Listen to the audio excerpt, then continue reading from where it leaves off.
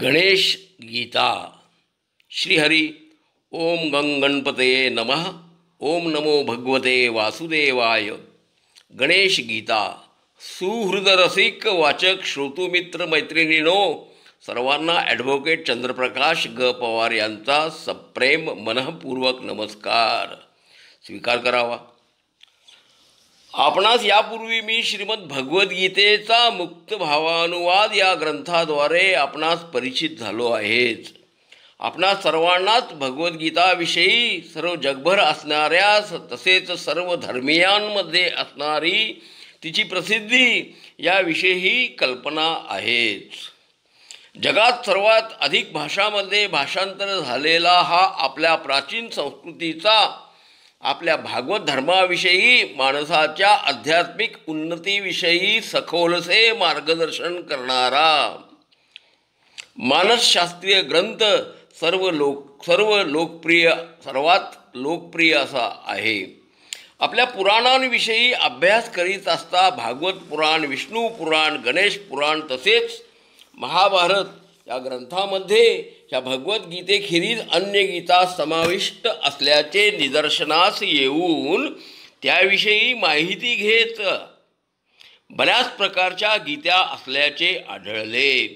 जवळजवळ 25 प्रकारच्या गीता या ग्रंथ प्रकार असल्याचे ज्ञात झाले. वानगी दाखल त्यापैकीच काही गणेश गीता, उत्तर गीता, भिक्षु गीता, परमहंस गीता, यम गीता, हंस गीता, नारद गीता, अष्टावक्र गीता, अवधूत गीता आणि जीवनमुक्त गीता यांचा प्रामुख्याने समावेश होतो.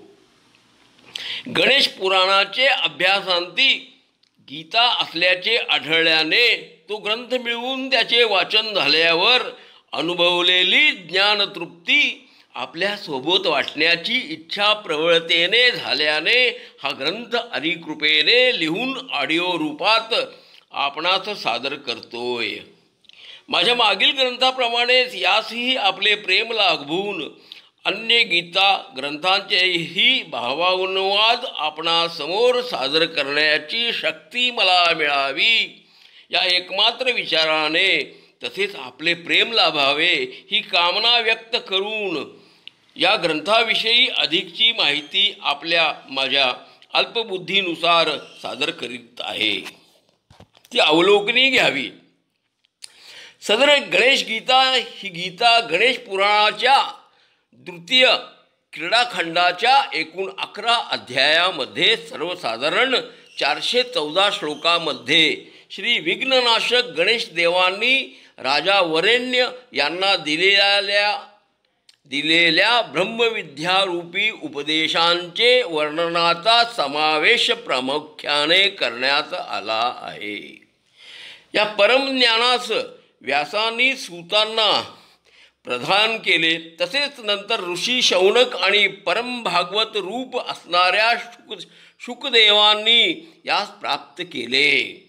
भगवद्गीतेसारखेच या गीतामध्ये कर्मयोग, सांख्ययोग, भक्तियोग, योग साधना, प्राणायाम, मानसपूजा, सगुणोपासना, विभूतियोग, श्री गणेशांचे विश्वरूप दर्शन, त्रिविध प्रकृतीनी त्यानुसार जीवन गती याविषयी उत्कृष्ट विवेचनाने मार्गदर्शन वाचकांना मिळते. अशा या कल्याणकारी विषयाविषयी करण्यात आलेले मार्गदर्शन मी माझ्या अल्पबुद्धीनुसार हरिकृपेनेच त्यांच्या सेवक असल्याने आपणापर्यंत पोहोचवतो आहे. त्यांच्या वाचन, श्रवण, मननाने हे अमृतसम असणारे ब्रह्मविद्येचे ज्ञान आपणास लाभून आपली अध्यात्म मार्गावर प्रगती व्हावी म्हणून त्या परमपित्यास मनापासून विनंती घ्यावा. वाचनानंदासोबतच श्रवणानंदही. आपला नम्र ॲडव्होकेट चंद्रप्रकाश पवार. हरिओम तत्सत. हरिओम तत्सत. हरिओम तत्सत.